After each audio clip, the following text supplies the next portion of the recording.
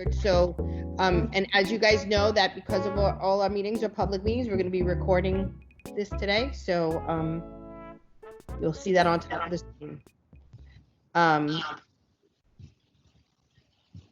So as I said before we're recording, we do have consensus, but we are waiting for Lamar or somebody from high school UFT. I'm not sure if anybody's on yet from there.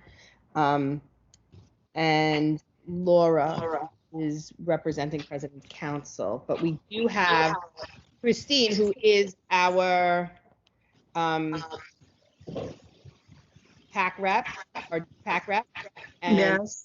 she is also President of the Council at our meeting. So, all right, Louis, if you have an agenda that I'll briefly go over, and then I'm going to put them in, if possible. Does everybody hear that echoing, or is it just me? No, I heard a little bit. Okay. It might be the setting, Danielle. I had to change mine. What'd you say, Janine? It might be a setting, your speaker. There's an echo eliminating setting, something like that. You might have to echo canceling. That might do it. Okay, I'll look to see that. All right, so as I had said in our email on Friday, welcome everyone. We have a lot of different topics to talk about today, and so we're trying our best to consolidate them, and I do promise that I will keep my talking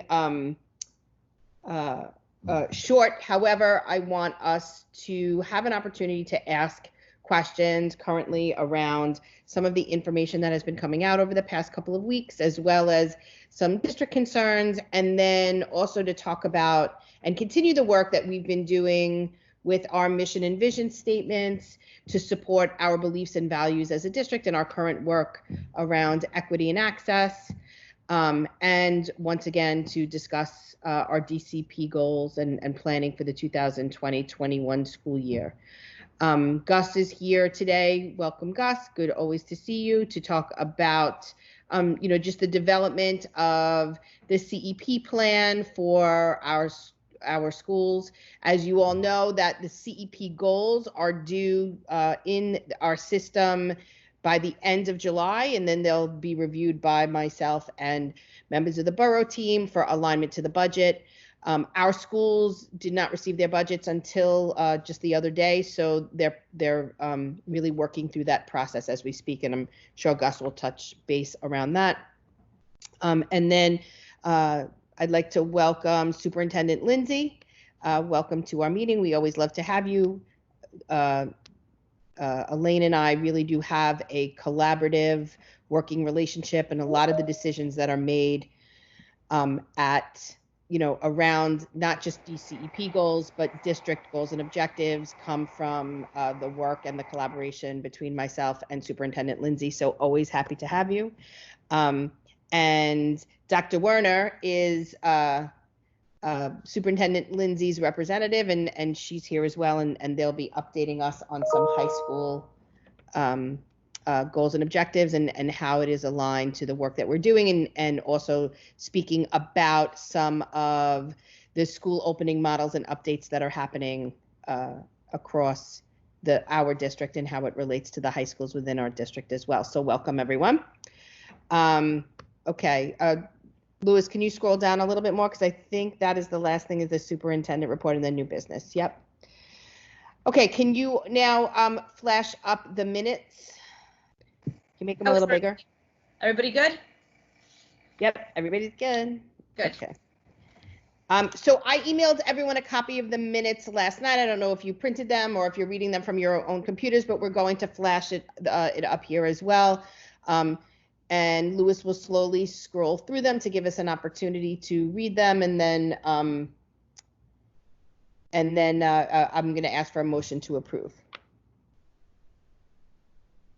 I'm also going to put them in a link in the chat if you want to. Oh, that's not the link. If you want to. Actually, I see a mistake right there. Janet, if you can note where it says access to higher level coursework, it is higher is not H-I-R-E, it's H-I-G-H-E-R, and coursework is spelled incorrectly. So if we can make those corrections for the record. What section? In the section that you have on the top right now, it says Dr. D'Antona will be sharing. If you go down to these include special education referrals, access to higher, it's HIGHER level, and coursework is a typo. Okay. All right, thank you. It's amazing how this has already changed Yeah, from last year. from last month. Louis, can you just, once we're done here, can you just go back up to my report? Okay, let me know. There is something about, keep going, oh yeah. There's another thing that it's the DCEP. It's not consolidated, it's comprehensive education plan. That also needs to be changed. Okay, now you can go back down. All over. Yep. Yep. That's the end of it. Okay, besides the changes that I proposed, there any changes or questions? Motion to approve. Thank you, Joe. Joe motioned, and a second. Second. Thank you, Laura. Okay, so we have that documented. Okay. So welcome, everyone. Lots to talk about today. So the first thing that I'm going to say is within our minutes, there are models and plans that were discussed about options for blended learning for September that have already changed. So today we're going to spend time talking about some of those models that were revealed to our principals over this past week, last Wednesday, and then the collaboration process that's happening across the district.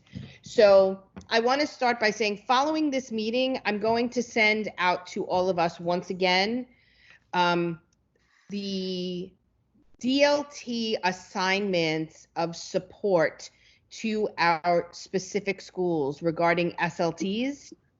And then I'm going to have Louis send you, following this meeting, we're going to craft something together, send a model email. By no means do you have to use it, but just a model email that you might want to send to your school principal.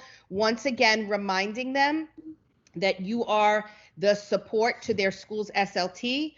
You know that they're going to be engaging in a process, a collaborative process, by which there will be a selection of a model for school opening in September, and letting them know that you're here to support them. And, you know, to give them your contact information. If you don't want to give them your contact information, you can give them the district contact information, and we can, you know, we'll reach out to you if at all possible. But what I do want to say is our schools are going to go through a very important but very strategic planning process that has to be concise, collaborative, and communicated.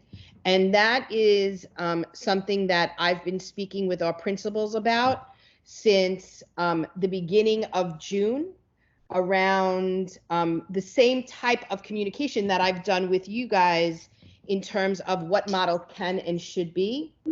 So I know that over the past few days, there has been some questions and concerns about our schools and the inclusion of parent leaders and parents in this process.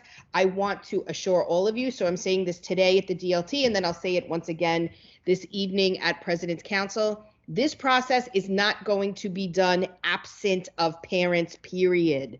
So anywhere that is coming out or being stated, I just want us to be able as a unit to trust that this process is going to be inclusive of parents and communities. So, and our principals have been told that and are aware of that and are working through that. So, I want all of us to also know that at our last meeting, I don't know if I did it at our, no, I didn't do it at our last meeting because it came out afterwards. At our last President's Council meeting and our last CEC meeting, I went over with the community the PASS survey, right? And that PASS survey is a document that we asked principals to use with their custodian to verify space in the building. We then recommended that schools engage in walkthroughs with their SLTs to look at the building, to see what a building can and should look like when we open in September with our reduced population in our schools. Now, there's two things. The school walkthrough did not have to be a live walkthrough. We suggested it be a live walkthrough. Some of our schools did virtual walkthroughs. So for example, 185, they actually created a classroom space and took the entire SLT through the different classrooms about what they would look like. And then they had the SLT ask questions and went into certain areas because community members or SLT members asked questions like, well, what would the bathroom look like? How would you socially distance in the bathroom? So I want us to be clear that school walkthroughs can happen in many different ways. I am sending a follow-up email to our building leaders today just to get information about what these collaborations have looked like and how we can support this as a district to make sure that everyone is on the same page, that everything is transparent, and school communities know what the model can and should look like in September. Now, I want to also be very clear, which is what I've said to principals, is that does not mean once we select a model that everyone gets to select the program. We know, and we've talked about, that that has always been done at the school level by a principal. So principals will be selecting which children go into which classroom, which teachers are teaching which grades. That has always been something that has been owned by the principal, and I think it's really important that we separate the two. The model of what school will look like in distance learning is very different from the actual program, which is created by the principal. Any questions regarding that? Okay. So following these meetings, whatever they're going to look like, and the survey that I'm sending out to schools to get kind of a handle on what that should look like. We are tracking SLT meetings that happened in June. Whether or not September models were discussed, I can almost guarantee you that they were, because we asked principals to hold those meetings in June to make sure that the SLT was aware of that. We've also spoken with principals about scheduling SLT members, SLT meetings in July. We're going to ask for those dates as well. And then we're also saying that we're going to support our schools in holding a town hall meeting, that once the SLT comes to consensus around a model. Now, here's where I'm going to talk to you guys about how all of our training that we've done across these years, every single SLT training that we've had, now I'm going to invoke all of that training and ask our SLTs to actually make some decisions that they present to the community and support their principals in working through this, right? So any misconception that this work is being done in silo, I'm going to ask us as a DLT to kind of go out into our communities when that's asked and say, like, no, let me really talk to you about what this process looks like. So from the beginning, we have asked our principals to start talking about these models and what schools can and should look like in September. All of our principals verified their past surveys with their custodians. Some of our principals did engage in walkthroughs. Others were waiting for two things, which makes sense. They were waiting for their budget and they were waiting for models, because what they now have to do is get together with their SLT, and their SLT needs to come to consensus on a model, right? So I'm going to go over some of these models with you today. And talk to you about the process that was explained to them last week. And then I'm going to talk to you about the consensus that schools have to come to, which is the entire SLT has to decide on a model. Remember, we don't vote. We go through the process, we engage in discussion, and everybody has to do the -3, 0, or 3. So we need all of our SLTs at a 0 or a 3. For those that are not, we're going to reach out to principals and to the SLT chair people to basically say, if you're having issues, you can reach out to the DLT and we will be there to support you, right? Because that's our role. So all of that is going to come together within the next month and a half, and we may be calling on you to support your schools, and that we will work together as a DLT to say that we are in support of all of our SLTs during this process. Does that make sense? Does anyone have any questions regarding that? Dr. Mike, did I say everything that I wanted to talk about? Do you want to add anything? No, I think that was great. Right on. Okay. All right. So I really did want to correct some of the misunderstandings and the miscommunications that were coming from families. I did hear that there were some complaints and concerns going up to Central that our schools were not being collaborative. That, and you guys know this just in terms of my expectations as a superintendent, that is not our beliefs and our values as the work that we do as a District 25 community. So I want to put that out there to you. I also think our principals and our assistant principals and SLTs are very strategic. They're clear in the work that they have to do. They don't rush to do that work, and they really were waiting for the models to be solidified and the budgets to come out. So those two things just came out last week. So now we are prepared, ready, full steam ahead. Mary, did you want to say anything about that? Because I know you were really part of the discussion process along the way with all of us. Yeah, there's a lot of things to be considered. And, you know, I know that at 209, we're holding off. And now we even have to hold off even more because we got our budget. And I told Dr. Mike the other day, we are in serious financial situation. We're already $600,000 in the hole. So, you know, each of the schools has to go through their budget, see how many people are there. We're also waiting to find out what staff members are not going to be required to come back to the building in September. That makes a big difference. So there's a lot of things that have to go into it. So the more information you have before you do a walkthrough, the better off we would be. So we're postponing a walkthrough with the SLT till probably either the end of this week or next week.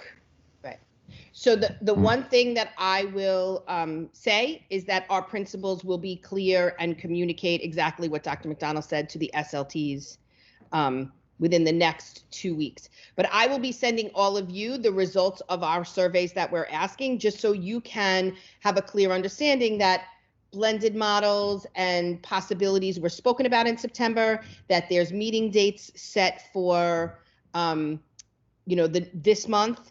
And Dr. Mike and I have also put out there for our principals that if there is any principal that cannot attend a walkthrough, we will, and they cannot find a representative from their school, Mike and I will attend on their behalf, and we'll have the principal on Teams to kind of like walk us through the building. So there are structures and procedures and systems in place to make sure that everyone is part of that process.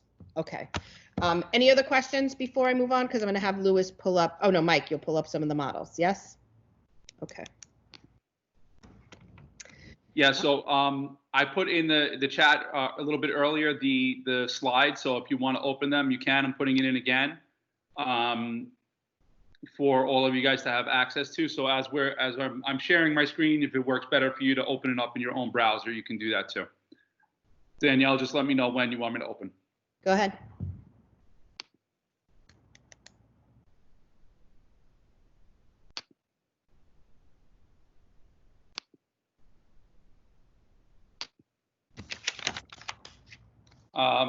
So just in terms of agenda, I know Danielle went through this already, but it's review of the models. Will be a Q&A. We'll do some ESSA data analysis and then some discussions around vision and mission.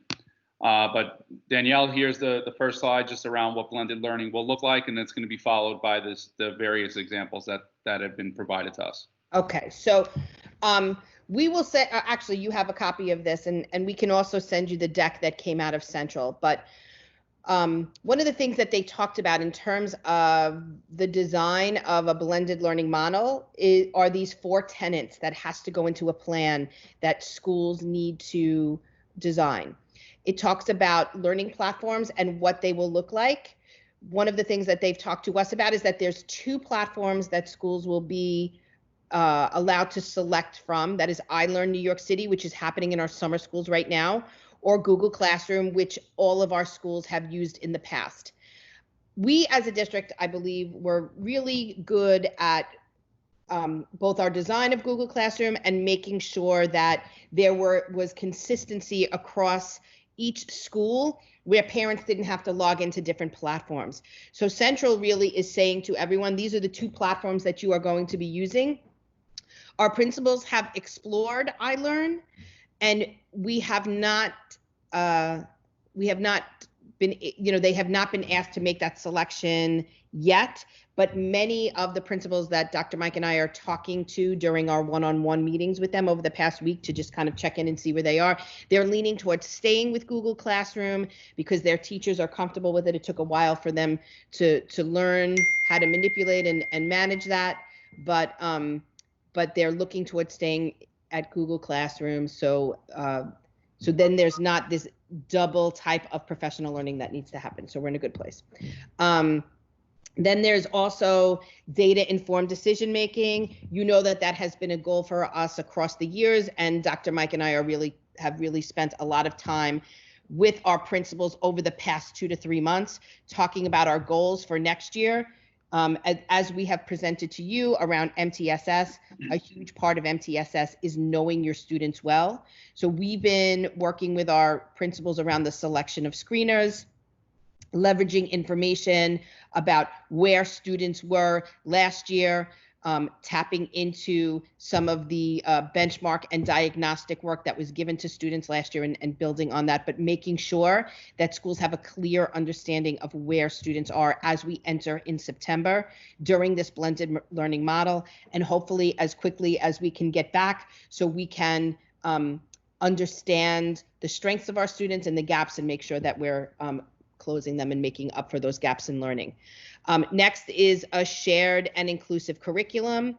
And that is where there will be this clear understanding across the school about what curriculum should look like. I'm going to talk a little bit about some of those expectations that we've been communicating to building leaders and schools to kind of give them a foundation of what blended learning should look like. And then blended learning instructional models, which we're going to go over right now.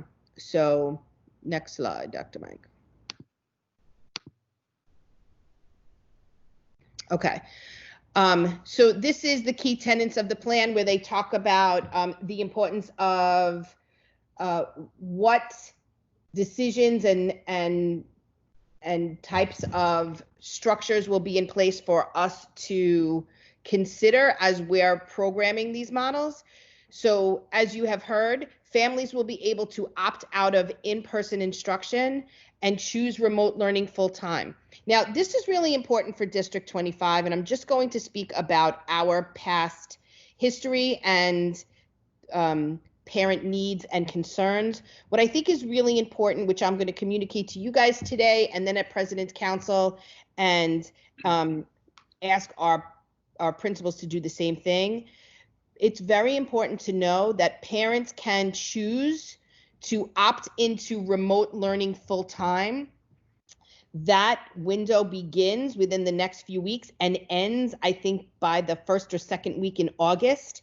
But our families need to know that if you opt in to full-time remote learning, you can only opt out of it and back into a brick and mortar or blended model learning, well, not brick and mortar, to a blended model learning where your child spends sometimes in school on a quarterly basis. And the reason that they say that is that schools cannot continuously reprogram, taking social distancing in mind, if we have floods of families that want to come into schools. So that is really important for us because we've always been a district that supports choice. Our parents like a lot of choices. So I think it's important for all of us to kind of understand and communicate to anybody that we know that you do have the option to opt into full-time remote learning, but there is a defined time period for parents to opt back into the blended model. And I think if our parents do understand that, it would really drive their decision-making about what is in the best interest of their children and what they would want to see. So in terms of the split model aspect of the plans, currently our schools are being asked to plan to provide in-person instruction for 33% of students in the building. Central has already communicated with us for schools that would be unable to do that and supports plans that are in place. I will say that they have been extremely responsive.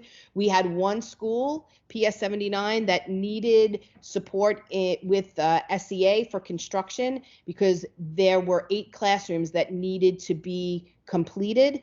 And we reached out to Central, and SEA has let us know just this past Friday that they will be completing those classrooms before September. So Central is aware. They do have a process by which we can let them know if you know, the 33% is not possible, and they have been responsive.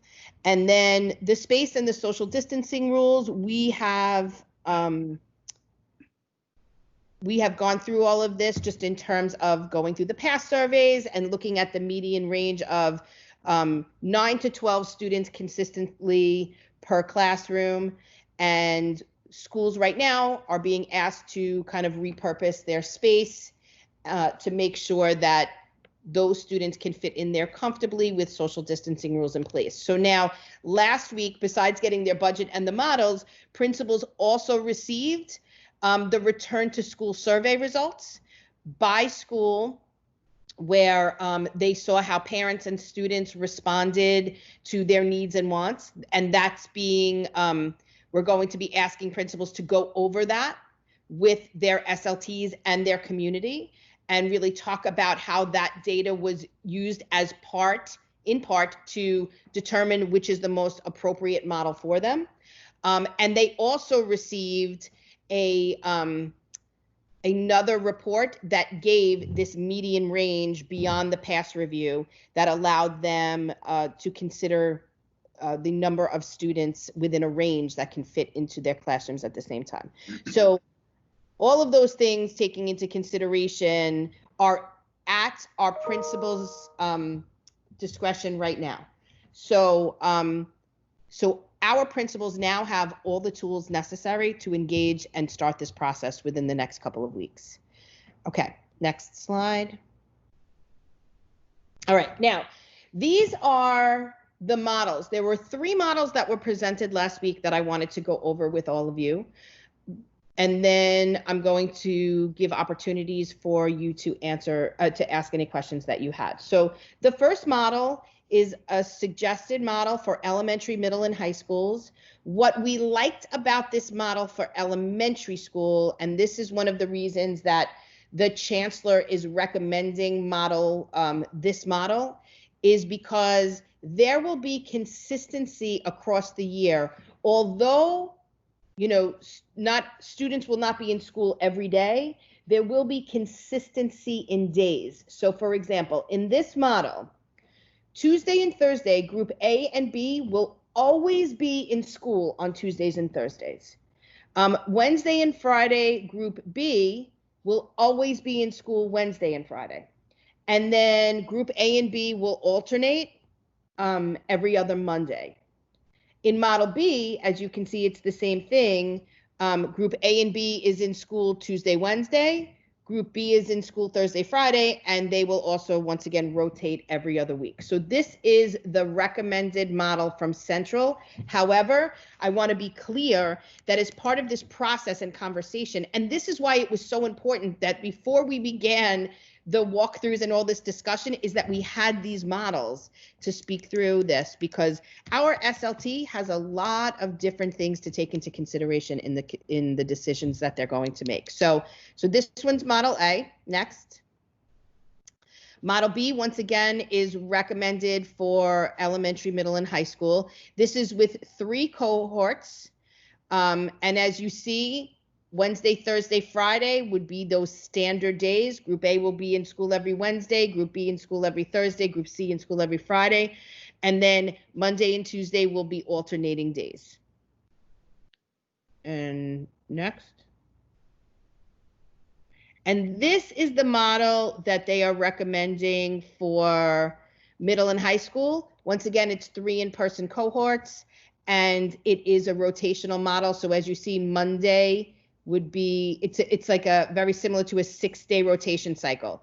Mondays, Group A, Tuesdays, Group B, Wednesdays, Group C, Thursdays, Group A, Fridays, Group B, and then you continuously rotate. Model 3B is Monday, Tuesday is Group A, Wednesday, Thursday is Group B, Friday, Monday is Group C. Now, the Group D that you see there, and some of the conversations that principals may be having with SLTs is really around what are your highest need students who may need to spend more time in the building for small group instruction, targeted MTSS and interventions. So that's where you may see, oh no, actually here's Group D remote every day, but there may be opportunities for Group D in terms of discussions where certain kids will come back into the school for targeted interventions. So those are the 3 models. Are there any kind of questions or concerns that you may have? I have a question. Yep. My question is, you know how parents opt to be in the remote learning fully? Yep. Every day, and then they have the option, I guess, at certain times if they want to come back into the brick and mortar building? Yes. So now what if you start off as being in the building, and then all of a sudden you decide you want to go fully remote, you want to keep your child home? When does that happen, or can you do that? I'm assuming, and I would have to actually verify that. So the chancellor said that could happen at any time. Yes, that could happen Anytime. That yes, direction. That could happen at any time because there's going to be options for full time. Right. The problem would be is if you keep your kids home and then your neighbor says, wow, this is working really great, I want my child to come back into the building, and you have to wait until the because window. of Yeah, social I mean, yeah, distancing, it's a capacity scenario. So if you have your classrooms already set with the amount that it can hold, it's not, you can't just put them in a room like that. You have to be able to Going into remote learning fully is easier than going into the school building. Right. So that's why. Okay, so say for example, I started the school year in September, and after 3 weeks being into the school year, I wanted my son to stay home remotely. I could just pull him out to stay home remotely. Yes. But if it was the other way around, I started You have to remotely. wait. Okay. yes. Okay, that's my question. I have a question also. Yep. So when is it going to be, when is it determined whether you have Group A, B, and C as opposed to Group A and B? Is that per school and according to how many students sign up for it? Yes. So one of the problems that we have is we're a crowded school district, right? So Dr. Mike and I have had one-on-ones, which we started with our principals about 3 weeks ago, and asked them to use the suggested models that we talked about at the last DLT meeting. We highly recommended that if possible, we wanted 2 groups, but many of our schools will have to have an A, B, and C group. And we know that when we have an A, B, and C group, that does reduce the amount of time that students spend in the building. But we also have to wait to hear what parents are saying about their children returning to school. So if we have more children that choose not to come back to school in September, that will adjust whether you have an A or B model or an A, B, and C model. But many of our schools are planning for an A, B, and C model because they do need 3 groups. Okay. So what about it, like are they considering auditoriums or other locations that are bigger than the classrooms, number one? Mm-hmm. And I heard there are a couple of Catholic schools that are closing. Is it an option to rent or, make a deal with the Catholic schools and using those schools as additional school space? Or is that overreaching? So I've already contacted district planning to let them know about that. You know that one of the schools that is closing, we have the pre-K center in there already. So they are aware of that. And I also surfaced your question and I'm waiting to hear back from that. But I first press about conference, using that to socially distance. Yeah. Yeah, and the mayor said they're looking for other locations, non-school buildings for that, and so that's a higher conversation. But yeah. Right. But yes, we surfaced it. How does that work in our district? Is it going to be whatever? Is it the mayor that decides it, or are you deciding according Well, the to? mayor said that they're doing it, so I'm sure the DOE is doing it. Danielle, would be SCA, I guess, or District planning Yeah, and district planning. SBA does all of that for us. So, when we have conversations with them, we speak to them about the need and they find the space for us. So the only issue that I could see with the immediacy of that in terms of using it as a classroom is the DOE has different guidelines than other organizations about what is needed to be in a school. Yeah. Right. So a lot of times when we take over buildings like this, and you saw that for 370, rebuild and them. actually even the pre-K centers, they have to do more work because our requirements are stricter than other organizations. So I'm going to once again follow up and see if they're considering that building, but I don't know if it would even be ready for Right. school kids. May use it for something else, such as a CBO or a rec center. I don't know, but I'm going to wait to hear from them around that. So we have district planning coming to our CEC meeting in August. Is this something that we can deal with at that meeting, or is it too close in time? No, you Yes, could ask them. They're aware of it because when I contacted them, because our concern, a lot of our parents were asking about if Holy Trinity was closing, what was happening to the pre-K center. And so I had to email them and got the response that the diocese is still honoring all of our leases. So that's not going to be an issue for us. Okay, anything else? One other question. You see how they have the group A, group B, and group C? Will we be notified from the school if we're sending our kids to school, which group our kids will be in? Yes, so that's actually what I was just talking about prior to this. So there's a couple of things that now have to happen. We have the models, we have the budget. Our SLTs need to get together and come to consensus on one of these models. Let's face it, nobody likes this. Principals don't like it, teachers don't like it, parents don't like it, superintendents don't like it, nobody likes it. But the question then is, what is the best model for your schools? And SLTs make those decisions, taking everything into consideration. Now, remember to talk about transparency. What do SLTs need to know to make decisions? Budget, they need to know, and now they need to know, what the needs of the models are, what programming could look like, what other data needs to be there, right? So we need to see our population, because a lot of parents might say like, hey, I like this AB model. And that's where a principal may come to you and say, here's why we can't do that. You know what I'm saying? Because of the way our room configuration looks like. So now that we have all of this, we're going to ask SLTs to come to a consensus. This is really difficult because here's what's going to happen. When we ask the schools to have the town hall meetings, we're going to ask the SLT to do it with the principal. So that's where, if you think about the relationship that I have a lot of times with Joe DiBenedetto in the CEC, right? When we present things to the community, we either need to say, like, here's what we're going to say to the community, but it's important for them to hear one voice from us, right? And so that is what we're asking SLTs to do with their building leaders to say. When we focus on this model that we present to the school, we're doing it as an SLT saying, parent leaders, UFT, DC 37, everyone that sits on our SLT has done it together. They can, and because consensus making, and remember, DLTs are public meetings, you will see how people vote, right? I'm a 0. That means I don't love it, but I'm not going to push back and fight it, and I'm going to be able to stand there with you, right? So that is the important process that we need our DLTs to engage in this month. I mean, our SLTs to engage in this month. And that's why I'm saying when I send you guys the support plan that we had with the recommended email wording, you can change it to be anything you want, but we just want our SLTs to know that we're there to support them, because this is not going to be an easy process. Okay. And then Laura, after that is done, then the principal will do the program, and that's when you will find out. You see what I'm saying? So once we pick the model is different than the program. Gotcha. Right? The program is kind of like the core of what's going to happen, which is, Laura's in this class, Elaine's in this class, Mike's in this class. The model is really what the SLT has to come to consensus around. So my other question tied into that is, so you have Group A goes Monday, Group B goes Tuesday, and Group C goes Wednesday.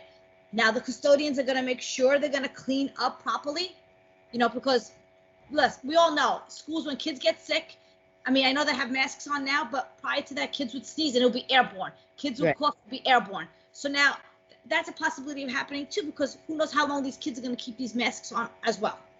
Yep. So Central is, so Central is working very closely with the Office of Facilities to ensure that there are these standardized cleaning procedures that are aligned with the CDC recommendation. So yes, they're all working on that. And we've also been told by Central that no school has to worry about buying any kind of PPE or cleaning supplies. That is all going to come from Central funding. Okay, thank you. Okay. Anybody else? All right, so guys, we have a long road ahead of us, but we are a strong DLT, right? And Gus is going to tell us that, because Gus always talks to us about how awesome we are. So we're a strong DLT, and we're able to just know that Mike and I are here to answer any questions that you have. And I am really proud and privileged to be able to tell our SLT community that we have a DLT that's here to support them. Right? So as long as everybody's okay with that, there's nobody out there that's saying, I don't want to be a support, correct?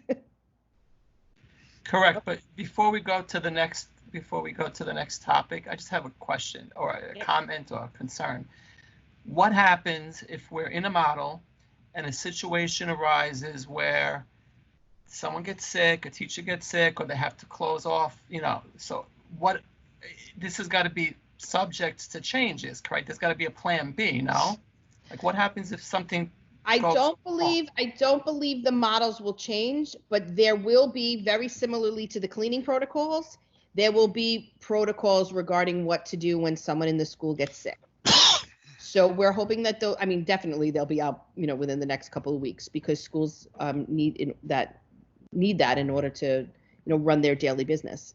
So that has all been communicated, that those are in the works. So the models wouldn't change, if anything. In other words, the days in school stay the same, correct?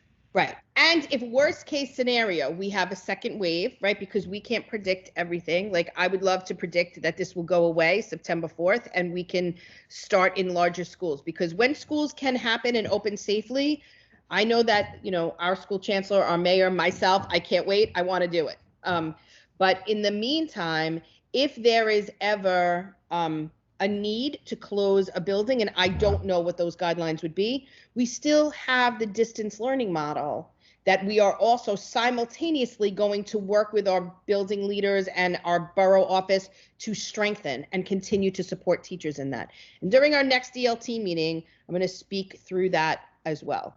But I will say, just in terms of recommendations that we are talking to our principals, actually not even recommendation, expectations that we've been talking to our building principals about, is that these blended learning models need to be fluid and connected. So they're being asked to work with their teachers to look at units of study and to kind of break it down. And I keep using this as an example because it's how I make meaning, but to sort of break it down to like a college course with your syllabus. Right? So you're going to be with me for 2 full days of brick and mortar instruction. And then I'm going to send you off to do work with supports. There will be some type of layering and of supports, AKA office hours, check-ins, whatever you can do to ask for help. But when you return to school in your brick and mortar building the next time, you need to have that work available for me, because I'm going to need to go over that with you. Right? So there has to be this ebb and flow. There cannot be, and something that I have said is not allowed to happen, is that you have 2 days of instruction and then 3 days of like disconnected work. Right? So there needs to be that connection made, and we've kind of let principals know that off the bat. So our schools are already starting to do that. Look, I've said this a lot. District 25 is very different than other districts. Did we have 100% of our teachers going, live teaching? No, but we had a majority, right? when teachers don't have to unpack and redesign curriculum? Did we have a couple of schools that they pushed back? Yes, but we had a majority. So our teachers know how to break apart units of study and make them meaningful for students. The work that we've been doing in things such as Pear Deck and Mike, why did that other program that I love, HyperDoc, that breaks things in across the days and allows teachers to insert links to create different learning experiences under one topic and connect it to standards. Our teachers have taken that to another level, and they're really, really utilizing that. So we're also owning the responsibility and working with our executive superintendent in the borough office around, once we can get everybody in the building and that is all out of the way, we're going to really start supporting our teachers more. We've exposed them to this stuff. They have exposure. Now we're going to continue professional learning and support for them. So I think we're in a good place around this. But, I just wanted to kind of clarify for us is that I don't know where this came from, where people were saying that, District 25 is not being collaborative in the process, but it could not be further from the truth because it's not who we are and what we believe in. And I just wanted to say, like, our principals are really, really reflective around that collaborative process. And they wanted to make sure that they had all the information for their SLTs in order to make the best decision possible for their communities. So if it took a week or two longer, it's okay, and I'd rather that. Right. I'm sorry, I just have kind of a question or a statement, and I know it's probably got to go. You could escalate it to central. I don't think it's something that you can address, but kind of bouncing off what Joe said. So if a child does come to school and they're sick, is the protocols, they're going to let the parents know, right? Like we used to get like the health notices that somebody in your school is, has Coxsackie virus, look for these symptoms. I mean, I'm assuming, and I say that, I'm assuming that that's going to be part of the protocol. And then my question is, what if like a parent of a child, the child might not have it, but how are we going to make sure that those kids going to school are not in a home where somebody has been exposed or could be I know it's not anything but I think that these are things that the parents are going to ask questions about. Like, how can we make sure that the kids that are in the brick and mortar building are not exposed to it? Like, is there going to be questionnaires? I know they said temperature checks, but what else, are they going to do? Can you escalate that to central? I mean, I'll talk to Face as well. I definitely, I can't speak just in terms of notification of what that will look like. I will let you know though, Christine, like you kind of traveled a little into HIPAA. So I don't know if, we as a department can basically say like Danielle's, mother had. But they don't do it when they send home the notice that says somebody has lice. It's somebody in the building has lice, and then you have to guess whether or not it's even in the first grade, second grade, whatever. And I get that, but that's my thing. Like, are they going to send home a notice and say, hey, somebody that was in the brick and mortar building on the same day as your kid now tested positive for COVID? I think the parents. It's a very good question. And I don't know exactly what that notification would look like. So I will escalate that. You're right. But also, Christine, that is a consideration that parents need to make in terms of decisions that they're going to make around return to school.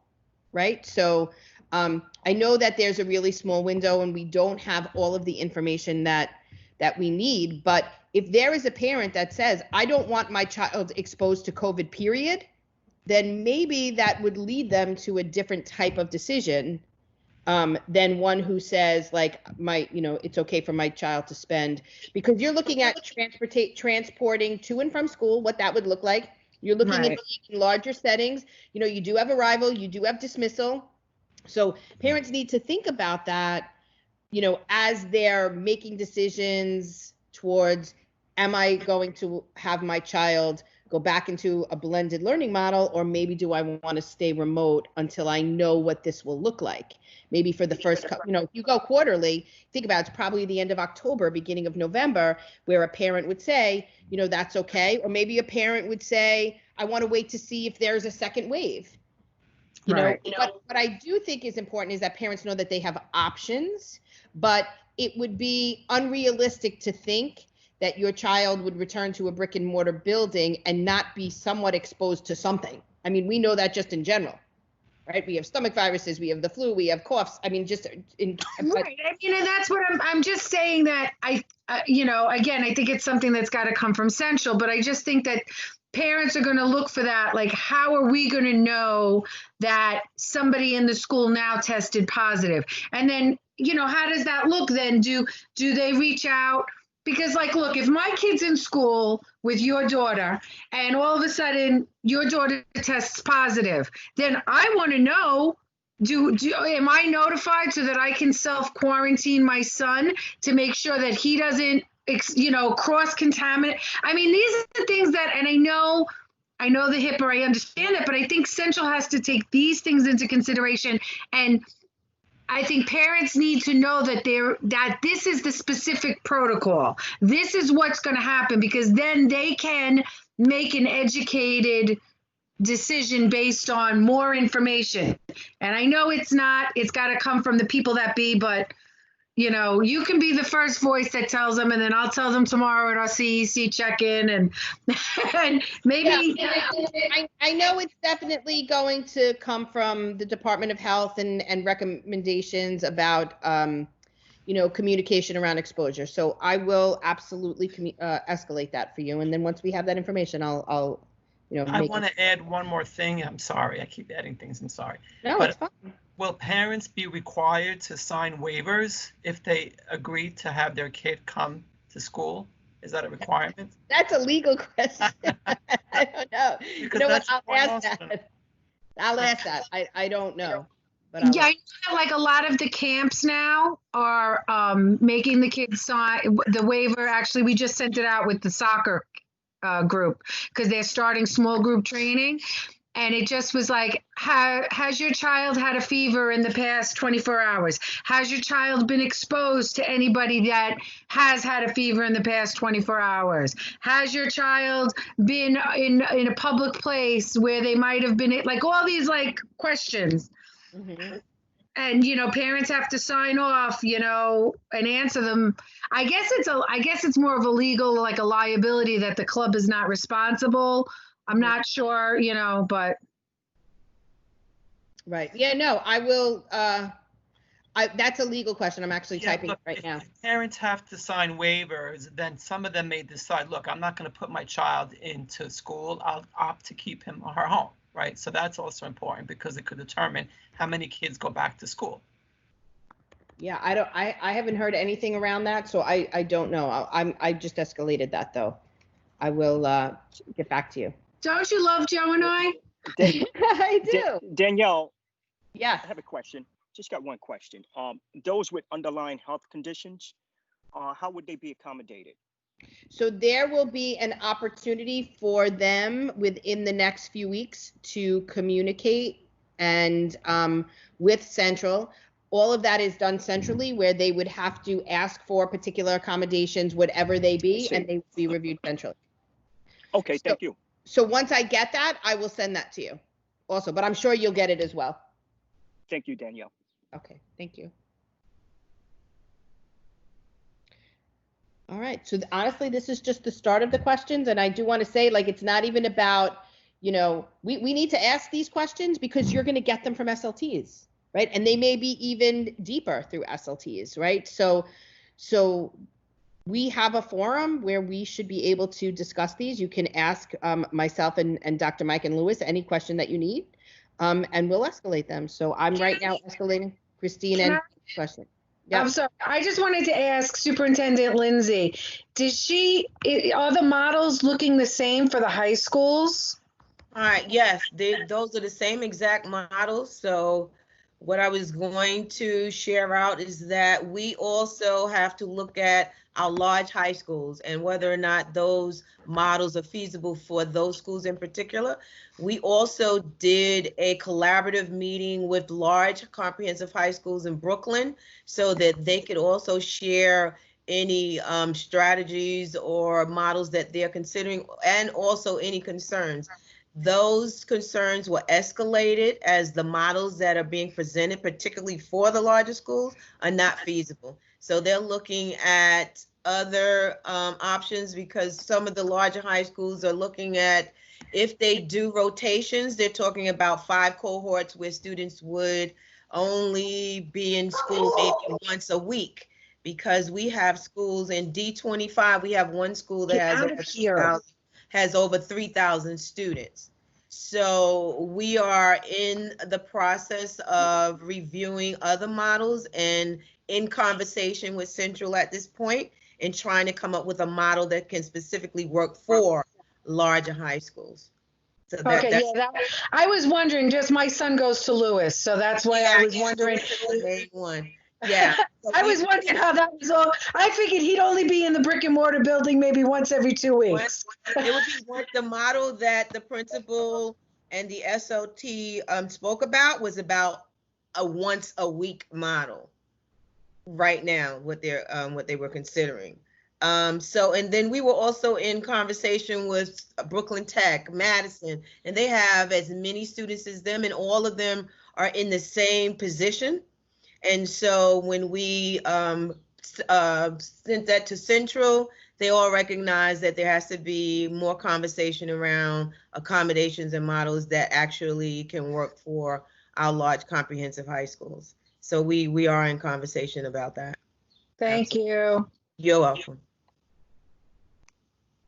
Okay, any other questions? All right, so Gus, I'm going to turn this over to you. Okay, thank you. Hopefully everybody can hear me. I got a headset. You'll remember we had these audio problems, so hopefully I've solved it with this thing. I'm going to do the easy one first, the DCEP. As you know from the previous meeting, we have some tentative goals. The goals were shared and discussed last meeting, and I'll continue to work with Mike and the district team and the DLT on refining and adding to those goals going forward. I don't expect that the DCEP template will change very much. I don't have one yet, but sometime before the start of the academic year, I think we'll get more information on DCEPs going forward. And what I suspect will happen, and this, I haven't been told anything officially, but I'll probably be asked to pre-populate the document, the template, the new template, with as much of the old material as possible, because that's what we've been doing for some schools. And then going forward, the DLT will edit it and add to it for next year. And of course, it's a living document. Given so many unknowns due to the virus and remote learning, the kinds of things you've been talking about, it will have to be adjusted accordingly. So that's basically it as far as I know on the DCEP. Any questions on anything that I said for the DCEP? Oh, it's pretty straightforward, folks.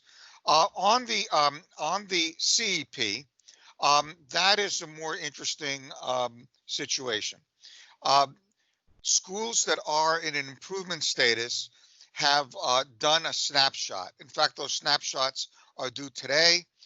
In District 25, Flushing High School has a snapshot that's due today, and my colleague Dan Atkins is going to be involved in reviewing that with the superintendent's team and with Bill Doyle. I just had an exchange with Bill Doyle on District 30's school, which also belongs to Superintendent Lindsay.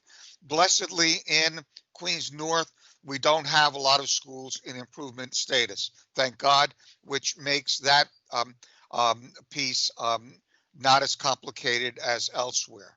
I've been involved in working with schools and plans all over the city. I do have, I believe it's 2 District 25 schools that get reported, Danielle, on the district data, and Superintendent Lindsay, but they're one is an affinity and the other one is a transfer school.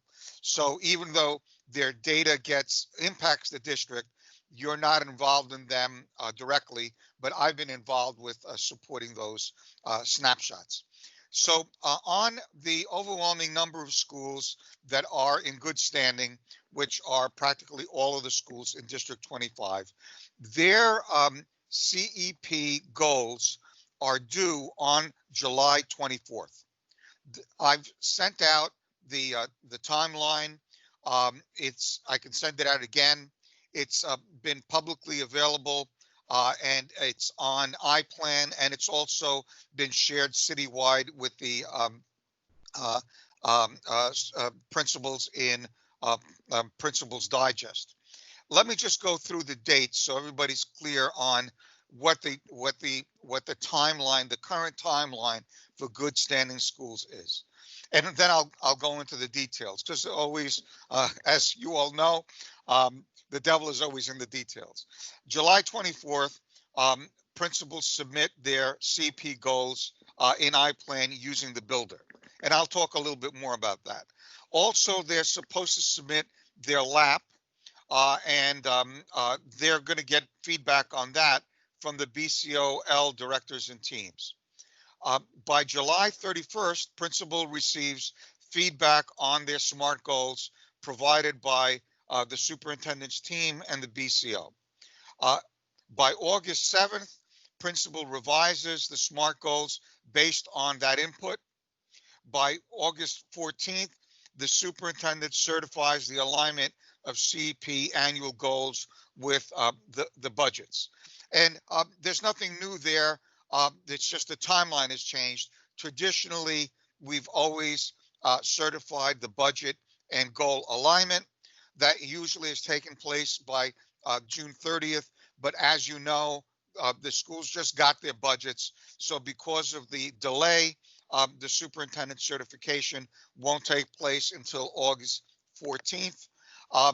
In terms of the actual CEP, so far we've only been talking goals, updating goals. Schools in good standing and recognition schools by, it says September to October 30th. So sometime in the beginning of the academic year, the timeline says that good standing schools will have a template, and they are going to update their action plans in iPlan. So we're only talking action plans. So in September, October, action plans get updated. That's the scenario in terms of the timeline as we have it right now for good standing schools, which are the only number of good standing schools in District 25. Now, let me go back to the goal builder and the present situation and the deadline for July 24th. I've been working with schools on an ongoing basis. And by the way, nothing has changed as far as my support is concerned. Any principal in District 25 can email me, and I get emails from a lot of assistant principals as well, and even some SLT members in terms of access issues on the goals and the CEP and other aspects related to iPlan. So there's nothing different there. It's just done remotely, which is predominantly what was done in the past. People email me all of these questions and these issues all the time. They should always email iPlan support as well. And then what I do is I do my best to run after the issue in terms of whatever technical issue or other issue is involved, and I help resolve that. I've also gotten some emails from Louis or Mike or Danielle in terms of helping out specific schools. So that's an ongoing process, and nothing's changed.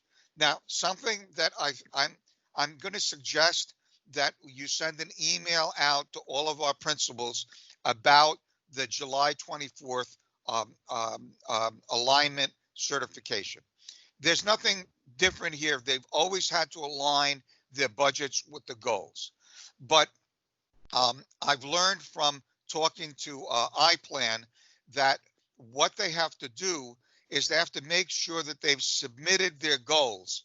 There's a button, there's something that they're going to push in iPlan, in the goal builder, to submit their goals. Remember how they used to do share for review? This is a submission of goals. If they haven't submitted their goals, let's say they've updated their goals, that they put them into iPlan and all the goals are completed, which is great, but they haven't done that submission piece, then, ladies and gentlemen, they will not be able to attest to the alignment. And we're going to get 100 emails from people saying, you know, I completed my goals and I'm trying to attest and I can't attest. So there's two pieces to the puzzle. They have to make sure that they have done their goals and then they've submitted them. And then once they submit, then they're able to attest. Now, I've already had some interactions with some, ambitious principals who want to attest already, but the attestation button is not there. It's not there yet, and the attestation process has not appeared, to my knowledge, in the Principal's Digest yet, in the whole iPlan piece. All of the procedures are being worked out and will be in place. It just hasn't happened yet because, as the superintendents just pointed out correctly, the schools just got their budgets. So, you know, that's what's driving the timeline. But if my suggestion is to send out a reminder to all principals that they have to submit those goals before they do the, I'm sure it'll be in some, procedure, or it'll be in some PowerPoint, but my experience is that lots of times, especially in these days where people are worried about space and opening up schools and blended learning, they may miss it. So then, they'll be trying to do what they're supposed to do on the 24th, and they'll have difficulty. So they're updating their goals by the 24th. They're doing it in iPlan using the goal builder.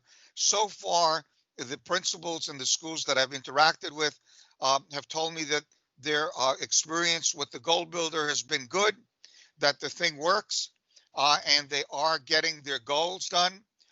Remember, schools, other issues that come up is schools in good standing are not using MIPS, multiple measures of interim progress. They are using whatever the agreement is on their SLTs and their district in terms of their goals. The same with the measurement, any process monitoring. So they're going through the robust process that you've put in place in terms of understanding their data and coming up with their goals going forward. A question that I get all the time, again, is the impact of the goals and the plans. It's even more relevant to action plans in terms of the virus and blended learning and things. We're in unusual times. People have to project in terms of their priorities and goals as best they can with the circumstances that we're dealing with. I know that I'm very confident that the district superintendents and their teams have been working with the schools, so the schools and their SLTs understand the data and they understand the goals that they have to put into place going forward. Those goals will be appropriate given the circumstances and all of the unknowns that we have. Once those goals are in, and once a goal builder, what goal builder does is it spits them out, and you can edit them. So it's not just a machine process, it's also a human process. The goal can be edited It's not just what the machine gives you. The machine is meant to be helpful. And there's always a measurement there. And, schools have been writing SMART goals for a long time. And so they are taking the district priorities into account, school priorities into account, chancellors, equity and excellence. All of that needs to be taken into account in terms of drafting their goals. But schools in good standing don't have any narrowly defined measures that have to be used. They have to be appropriate to what their goal is, and lots of schools use the standardized tests, and they use whatever measurements are appropriate for those measurements. If they want to use running record, or they want to use Fontes and Pinnell, whatever is appropriate for schools in good standing, there's flexibility there. So everybody should be clear on that. And I'm sure they're going to run reports in terms of who's completed their goals by July 24th. And I'm confident that Queens North and District 25 will continue to be the first or one of the first districts in the city of New York to get this done on time, as you always have in an exemplary way in the past. If there are any stragglers between all of us, we'll run after them and we'll make sure that it gets done. If there are any technical issues or problems, that people email me, and my job will be to collaborate with whoever I have to collaborate with to fix it and get it done.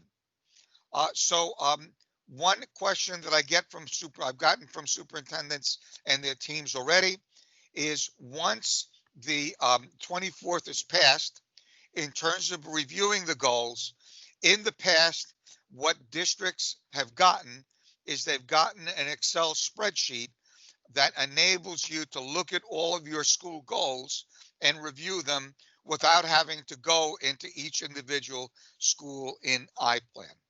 I've asked that question. I'm told that they're working on it, and I'm hopeful that they'll have it by the time districts and superintendents have to go through that process. Remember, the principal will attest, and then the date in August that I gave you, superintendents are going to certify.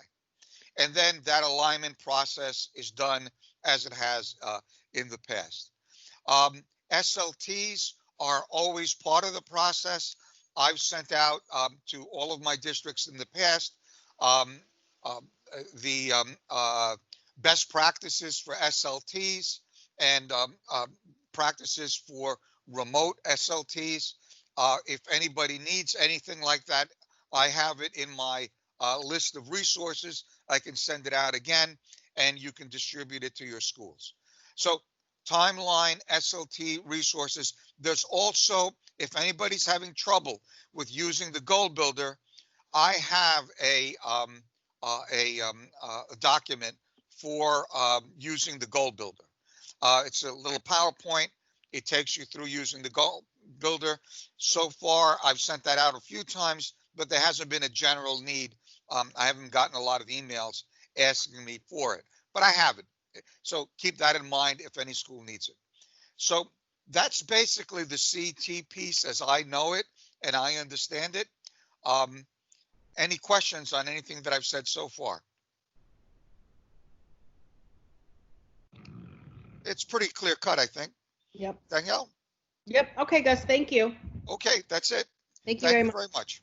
So, I just actually wanted to kind of resurface something else for the DLT that is important for us to know,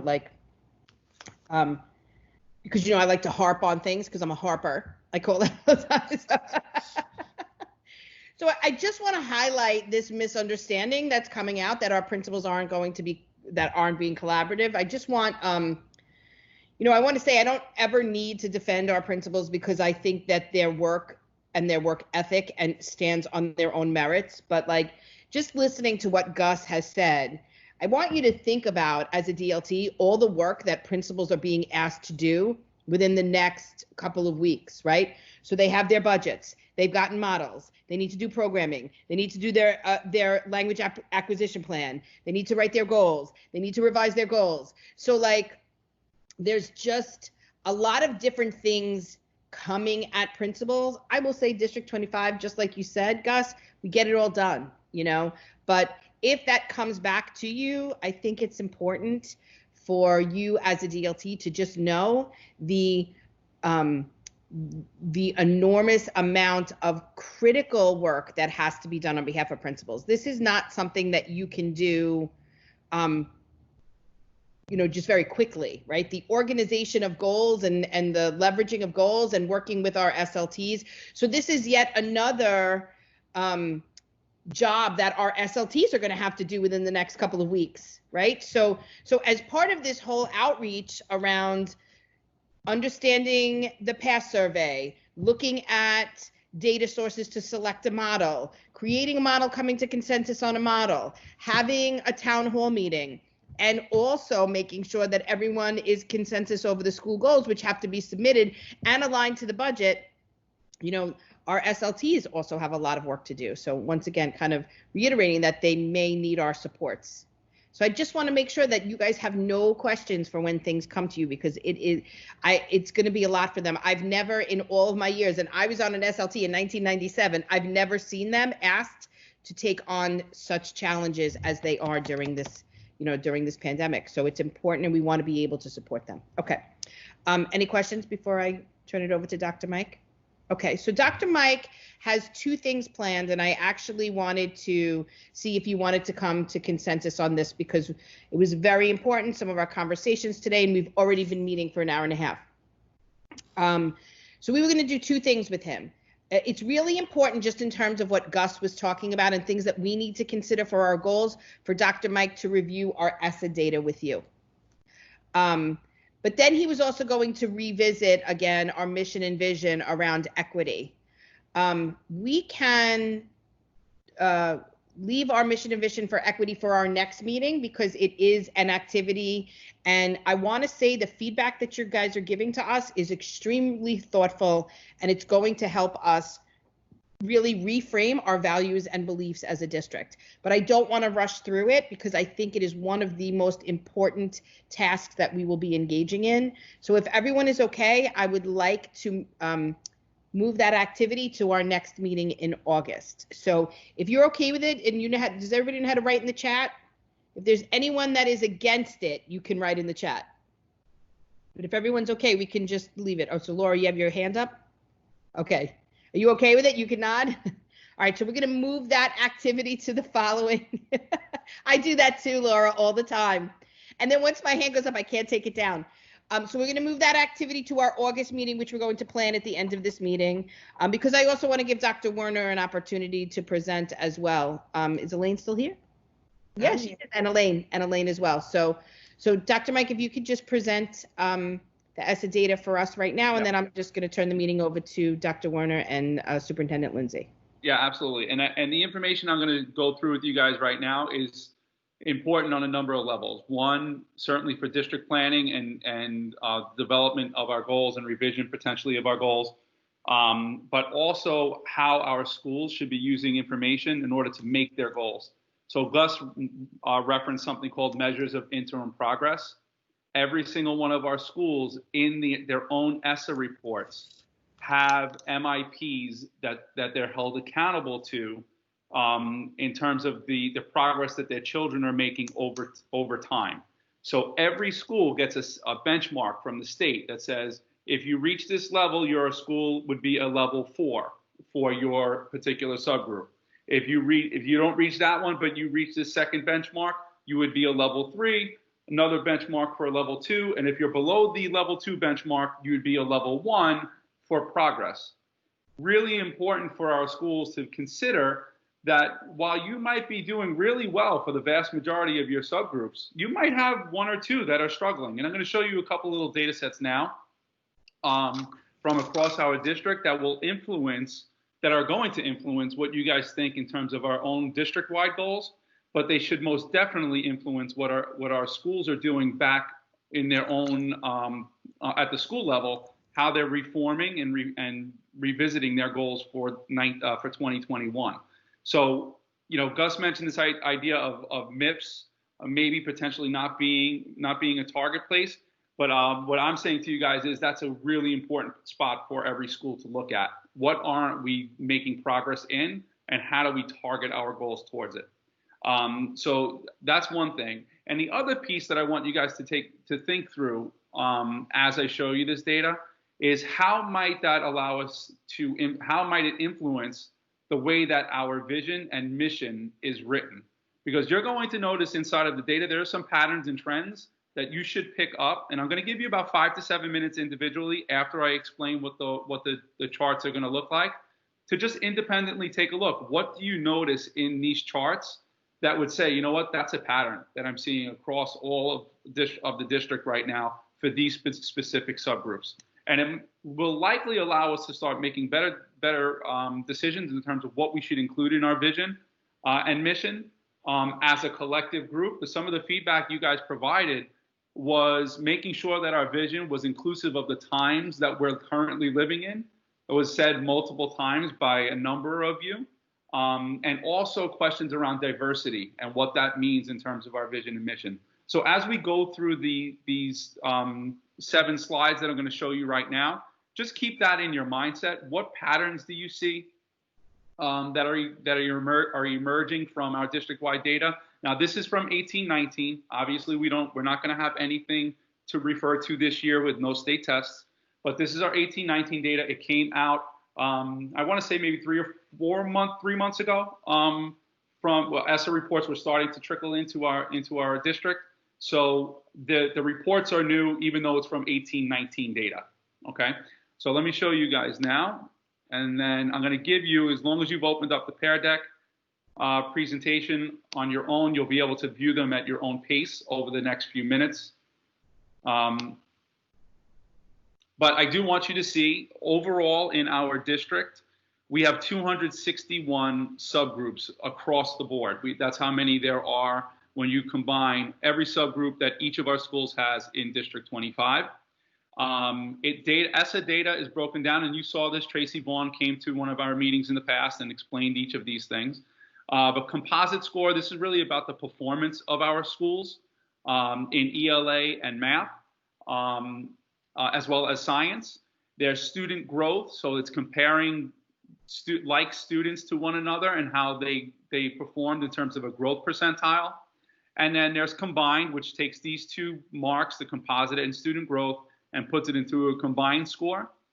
ELP stands for English language proficiency, and this accounts for how children performed on the NICESS LAT assessment. That's the English language learner assessment that is taken. So they measure how children are progressing there. Academic progress, this is where the state gives you the benchmarks that I was referring to before in terms of where your school would be if you meet certain benchmarks at a level 1, 2, 3, or 4. Really important for our schools. And then chronic absenteeism, as you guys are aware, wasn't a big area of focus this year. And you'll notice from this data that it still will continue to be in September. Obviously, things are going to be quite different in terms of regular attendance. We'll kind of figure out what that's going to look like in terms of state expectations, hopefully, in the coming months. But a couple of things I do want to point out to you in terms of performance.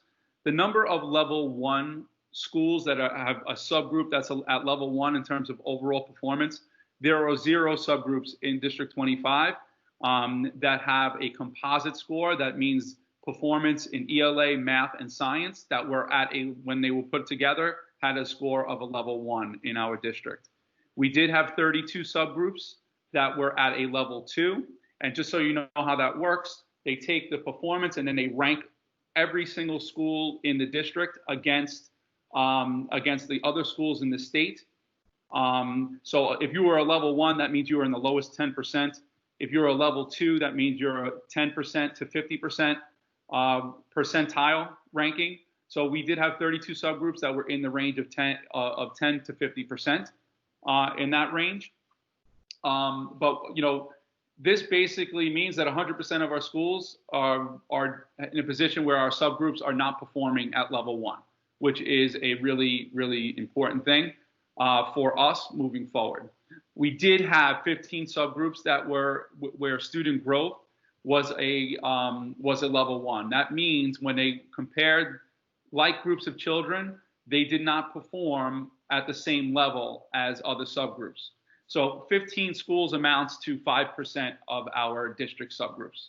It's not a huge percentage of our schools, but important for you guys to know nonetheless. Combined, we do have 2 schools that had a combined level 1, which is an important piece for us to stay focused on.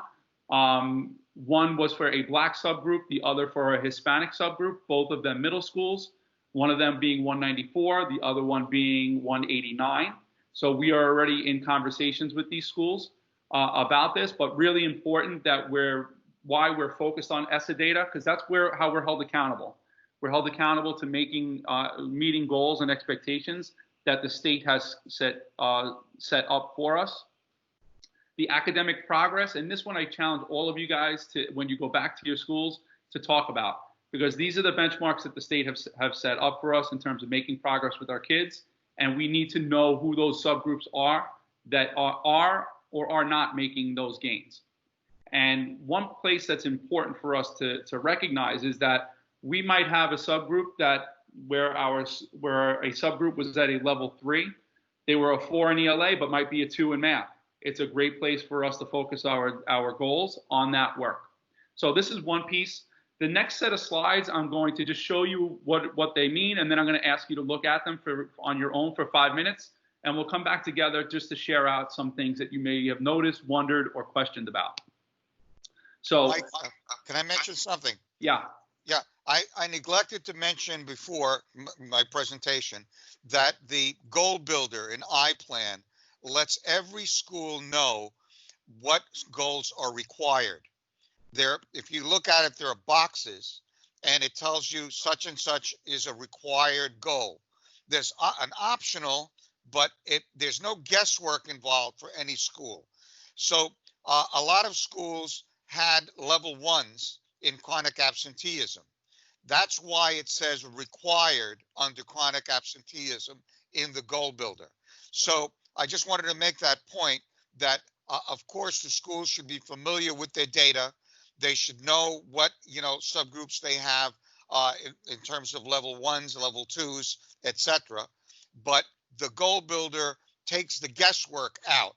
It's right there in front of them. It says required. Thank you, Mike. Yeah, sure, Gus. And one of the pieces, while it does say that, it's important for schools to know exactly what that data means. Otherwise, it's just a number and says, "Oh, we're going to work on that." No, what is it that we need to particularly work on? And that only happens if schools are attending to the information that they have in front of them. So what you're going to see here, you have subgroups, and then you have all of the subgroups that as a district we were accountable for, and then the number of schools that were at that level across the board. So the first one we'll just kind of walk through together, and then the next set I'm going to ask you guys to look at on your own.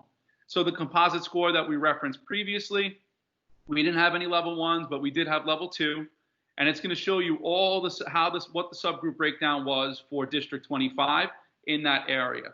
And what I'd like you to pay attention to, if you could, again, thinking about this idea of diversity and equity in our minds, and while also thinking about our district-wide goals and perhaps even our individual school goals, what are some of the patterns and trends that we're noticing amongst subgroups when we go through the next set of slides?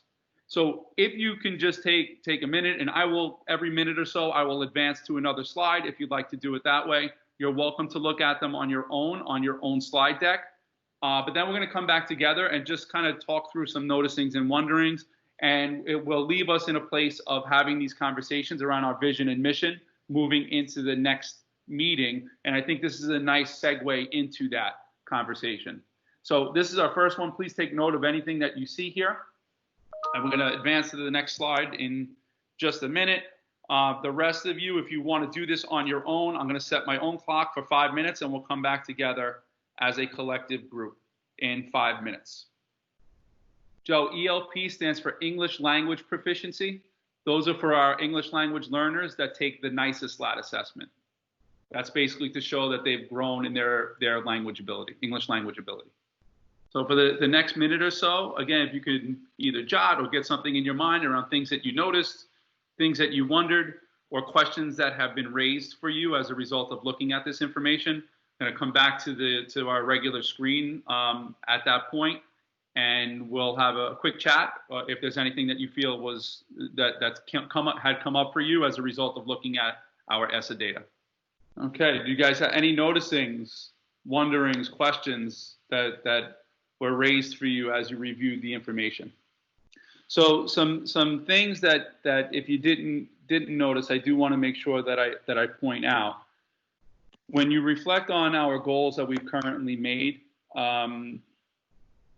you should see some consistency between what you've seen there in the data and what our goals actually are made up to look like. So our special education students, if you notice, were typically groups that were at level 1 and 2 in a number of the categories that we had there. So we've identified our special education population in one of our goals in particular to make sure that we had targeted support. Now, that doesn't mean that our other subgroups are become neglected because of that we don't focus on them as well. But we want to make sure that we're emphasizing inside of our buildings, the importance of what are we doing that is preventing the progress, perhaps for some groups of children versus others, and make that a really critical conversation inside of our building, especially because they're being compared across the state. This is not just subject to being compared in my building. This is about compared across the state against children that are similar to, and for whatever reason, our subgroups in some of our buildings are not making the same type of progress when compared to those kids elsewhere. So you'll notice our students with disabilities have been identified, our Hispanic subgroup has been identified, and our Black subgroup has been identified in our goals. Our L's are forever going to be part of our equation, but those 3 subgroups, in terms of the numbers of subgroups in those 3 categories, that we do need to make sure that we're attending to moving forward. Danielle, do you have anything on that? Nope. Yeah. So, Mike, I have a comment. This is an excellent analysis, and what's important to realize here is what Mike is talking about is what I used to call an early warning system. What you're doing is you're really looking at the data to see where someone might be at risk. Those of you who have been with me a long time know that when I see a level 2, I always call it a level 1 wannabe, because what you have to do, and this is what schools need to do and SLTs need to do, if they've got a level 2 in anything, they need to analyze and see how close to the cutoff they are for that level 2. Because if they're at the cusp, that means that they're very much in danger. If they're far away from the cutoff, well, they're less in danger, but what they need to do is to do something about that to understand why they're that particular group is at a level 2 and how they can get it into safer territory, which is level 3 and above. So in-depth data analysis, root cause analysis, sometimes is that's the term that's used, is very important. And every school should be familiar with their NICENet tools data.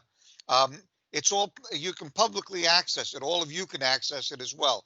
You go to NICENet tools, and then you can click on, there are a bunch of squares, and you click on the one that says accountability, and there you can look up, all you need is the DBN or the name, and you can look up any school in the city, and it'll give you what their level 1s are. And then you can also go to these a very unpleasant spreadsheets that the state has. They're called detailed accountability spreadsheets. So you can look at the actual number data, etc. And every BCO has people who are called sometimes they're called pals, sometimes they're called, what's the new term? There's a new term for the data people who are available to assist APAs. in terms, APAs, right, that's the one. APAs who are able to help with doing this in-depth analysis. So all schools really, if they've got any level 1s and level 2s, as you so, brilliantly have outlined here, really need to look at that intensely to make sure that they're not in harm's way. Yeah, so Yeah, as so we just said, as we said, Mike has gone over this multiple times, and actually just during the last 2 principal meetings, we've been making reference to this as we've been telling principals that they have to consider state data with their CEPs. You know, sometimes there's a misconception that the CEP is a city document, and it's not, it's a state document. So we've been speaking to them through this data that you have to answer for these you know, these subgroups in your goals, and show within your action plans that you're working to support them as well. So Danielle, if I could just make one point of clarification, Janine raised the question, the difference between academic progress and growth. So growth, they put each of our subgroups into a scenario where they're basing kids' growth on growth percentile. So they'll say student A and student B are like students, they're from like subgroups, and they will compare their performance to one another, and they get a percentile ranking. They take the average percentile ranking for the school in a subgroup, and then they compare them against the rest of the state. That's growth. For academic progress, each individual school is given a benchmark to meet for every subgroup. And that's how they determine progress over time. So They'll it's not say, performance, it's not performance, Mike, it's actually progress. so yeah, but performance goes into that, because in order to meet your benchmarks, students have to perform at higher levels than where they were in their baseline. It's similar to the AYP, right? Yeah, it's very similar to. And that's why I thought maybe progress should have been performance, and I was wondering whether or not the algorithm had changed to Yeah, no, they still take the percentage of 3s and 4s. They've changed that a little bit because level 4s are now given a bonus, Right. so to speak. So the typical value in the past was a 200. So every student meeting standards would be a 200 score. In the past, that means 100% of your students are at level 3 and 4, and you would get 2 points for each, and that would equal a 200. Now they're giving our level 4 students an extra half a point, so the max that we can get is a 250. And what they do, they give each subgroup each subgroup has a baseline for how they performed individually as a school, and then they give them incremental benchmark scores that they have to reach in order to become progress level 2, meaning that we're a level 2 or 3 or a 4. Right. Now, what's interesting is our special education children typically are falling well below 100, which means that there are very few children comparatively to other subgroups that are meeting standard. Their benchmark, they might be under 100, and their benchmark for a level 4 is 150. You know, so that's a huge amount of growth that needs to be made there, a huge amount of progress in order for our schools to be in a better place. Yeah. Thank you. Does that make sense? It does. Okay. Okay. Anybody else have questions around this? So the only other thing, Danielle, if I can just say too, inside of that Pear Deck slide, guys, you'll see a slide further down that has a series of definitions around equity. If you could look at those before we come back to our next meeting, that would be great. With the question that's there, so that we can kind of hit the ground running for our next meeting. Yeah, and that was actually what Mike said. A lot of the feedback that came to us from last meeting was gaining this understanding as a DLT and as a community about what these terms really mean within our vision, so we can start to, to communicate them with the larger, our larger communities. So, all right, and once again, always thank you to Dr. D'Antona, because he loves to look at state data and make it meaningful for us, right? I think it's a sad part of my reality that I actually enjoy looking at this information, but I do, people. You know what? And I love it. God bless you. That's what I say. I love that he loves data. Absolutely. All right, so, at this time, I'd like to turn the meeting over to Superintendent Lindsay and Dr. Werner for any updates around high schools. Hi, everyone. We don't have a lot of time. It's been a lot of information, thank you. God bless you, Dan, for loving data. The ESSA data, we'll share, the ESSA data is similar. I mean, not similar, it's the same exact metrics and how they're using it for elementary and middle as they're doing with high school and what it means. So there's no need to go over that again. We'll share that. We're still using the 18-19 data as opposed to 19-20. So we'll share all of that. That's what the goals are being written off of, and Gus is working with our schools on that with regards to CEP. I just wanted to also piggyback on what Danielle was saying, where she just wanted to continue talking about how there is collaboration, and she spoke about a lot of the things that the principal was doing, and I didn't want to jump in, but I also wanted to say on top of all of that, the high school and all the other principals, they're still dealing with summer school as well.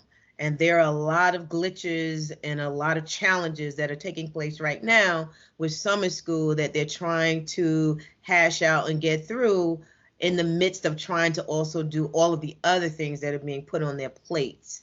So I just wanted them to know that my schools, the principals have done their walkthroughs with the SLT. We've had the conversations with them.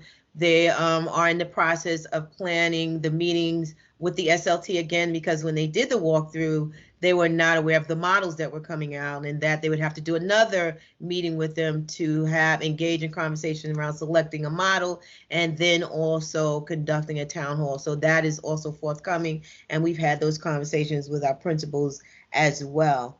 As I first stated, we did the collaborative, and so they're in the process of having those meetings to really talk about and hash out what these models can look like and what is actually feasible for each of the communities. We're also in the process of creating cohorts where principals of like schools can actually meet and come together to talk about models that will actually work for them. So I've been in conversations, not just with my colleagues outside of the district, but also been in conversation with the executive soup, and we're talking about having those types of schools meet together and come up with models that can also work for them. I have my notes here, I'm just trying to go through them. So we are also supporting our teachers. So with regards to what we've been doing with remote learning and the blended model, we also with our principals, just as they are engaging in summer school and with iLearn and with Google Classroom, I also agree with what Danielle is stating, that the principals, they're really going to continue with Google. Most of my principals, I don't really hear anyone saying that they're going to lean towards iLearn. I would say I'm comfortable in saying that all of them basically will be leaning towards Google. There are a lot of issues that they're having with iLearn. So most of them, if they could use just Google right now, that's what they would have continued with. But I foresee that Google will be the platform that the principals will continue with. We're continuing to support the teachers in just really now moving forward and perfecting just the use of that platform. I know Danielle mentioned Peer Deck. She mentioned HyperDoc. So we also were in conversation. We did a survey of the teachers, trying to really get a sense of what this looks like being done effectively. So we had 746 teachers who actually responded to our survey to give us some feedback into a rubric that we're creating across the district to support the practice of the teachers, as well as the principals and the administrators, so that when they go in, there is a structure of support that they can provide for the teachers with planning and for look-fors, so that we can actually do this better and continue growing in this world of remote learning. So we're looking at that. So those are some of the things that we have been doing. We still are working our TSI schools. We only have one in D25, that's Flushing. We've had ongoing support. We've had several meetings. We've had feedback sessions. They're in the process of submitting their preliminary, which will also get feedback before it goes onto the platform. So we've been doing that ongoing so that the schools and the principals are supported with doing their CEPs and completing this well. So we're pleased with that. And that's our updates, because I spoke about what we've already done with regards to the models that they're actually going to select. Right. So that's it, because the time is well spent. It's 2 hours, and I have another meeting. I know. I'm sorry, Lane, but I love seeing you and having you here. Yeah, and like I said, like these meetings, there's so much information that's happening simultaneously, so. I know. So we're still, so just so everyone knows, Danielle and I work very closely together. I miss us walking across the hall and talking about our goals and looking at the data. We tap into Dan and Howie. Let's talk about the data. How can we align our goals? So we've been in conversation. Our goals are absolutely aligned with Danielle's. We're continuing with the equity and access. We're in alignment with her with that.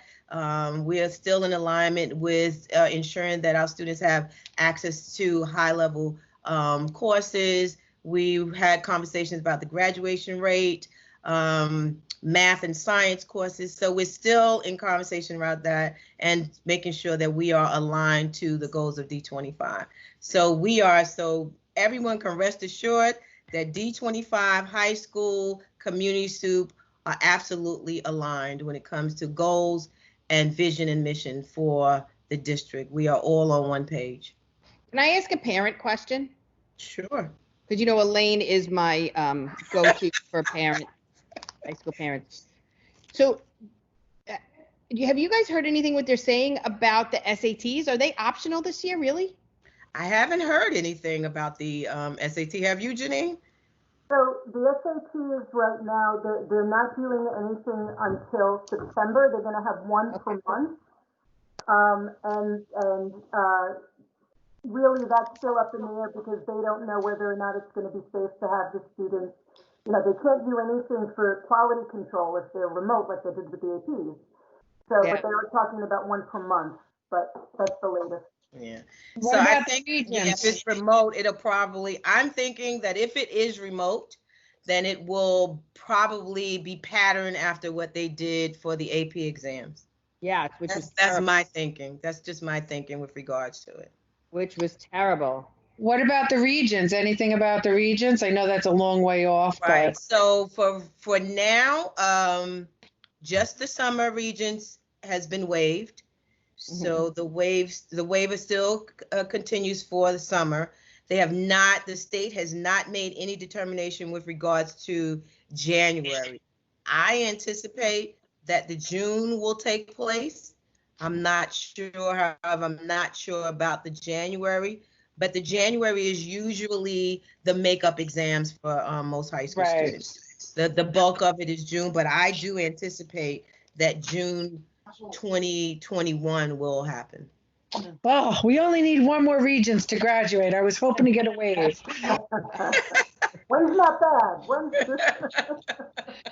All right, so thank you, ladies, as always. Is there any new business on the table? Can we get a date for next month's meeting? Absolutely. Okay, so I want to thank all of you guys for your flexibility just around continuing to meet. But as I said earlier, I really do think it's important that we are together in this and just getting the most up-to-date information so we can support our schools. So hold on, I just flew to September. So what does everyone think about how about August 10th? Does that work for everybody? No, I'm in a webinar, which stopped me from coming most of the meetings today. Okay. How about what about the 11th? No? Perfect for me. think I'm on vacation. That's a Tuesday. Vacations are not allowed anymore. They're not.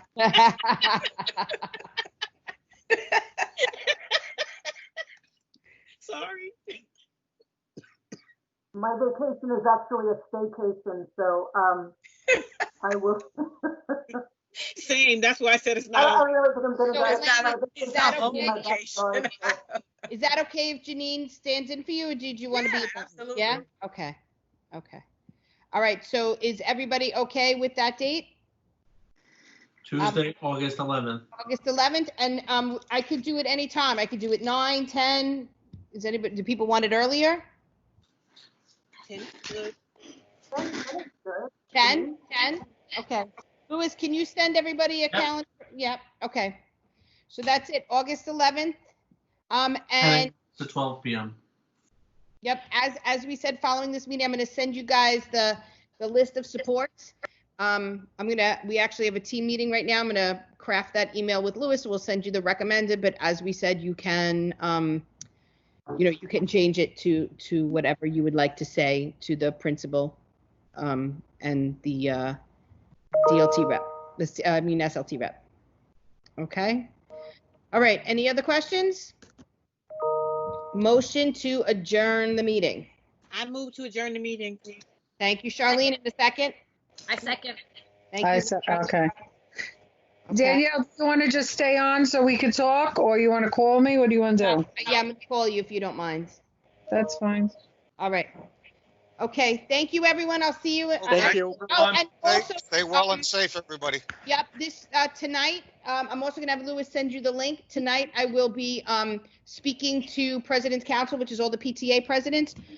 You are more than welcome to attend. So I look forward to seeing you guys there. And Louis will send you that link momentarily. Anybody that would choose to join. But otherwise, have a great day. Thank you. Bye-bye. Bye. Bye. Bye, everyone.